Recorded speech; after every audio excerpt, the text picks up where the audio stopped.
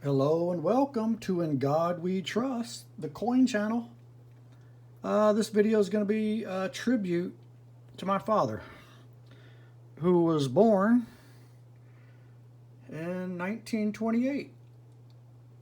So I put together this year set of that year, 1928.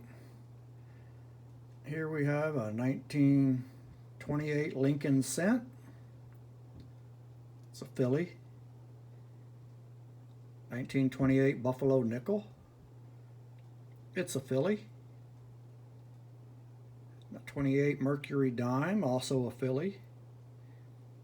And a Standing Liberty quarter, also from the Philadelphia Mint. There's the 1928 Walking Liberty. That's from the San Francisco Mint. And the 1928 Peace Dollar, also from the San Francisco Mint.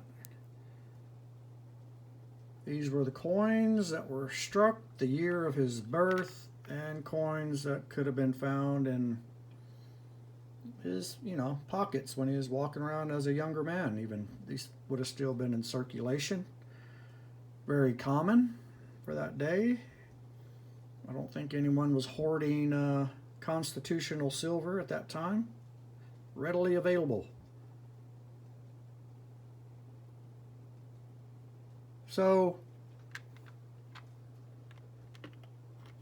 my dad only went to the 6th grade, and then he left school to go to work, which was a pretty common practice back then.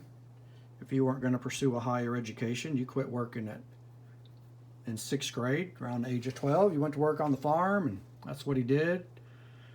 He lost his own father at a very young age. I'm not sure when, but I know his dad died young in a farming accident, actually.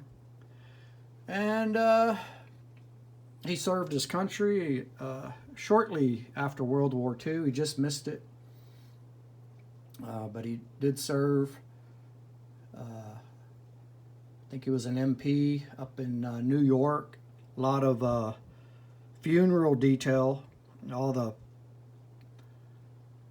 dead soldiers, returning home to be buried. He had to deal with a lot of funeral processions. And he, after that, he was a roughneck in the oil fields, and then he got a job with Bell Telephone Company. He was a lineman for a telephone company, building the telephone line all the way down into South Texas, probably all the way to the border and back, And after that, he owned his own business, successful business for over 31 years, and supported a wife and 6 children. And he was also a coin collector. He was a silver stacker. Mainly constitutional, though. I think that's about it. It's the only kind of silver he ever stacked. And an avid fisherman, as you can see from the photo. I mean, that was back in the good old days when there was no limit on redfish. Like to fish the shallow waters off the Gulf of Texas, or in the Gulf of Mexico, or off the shores of Texas in the shallow bay waters.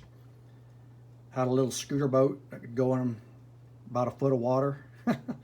Just hunt for fish.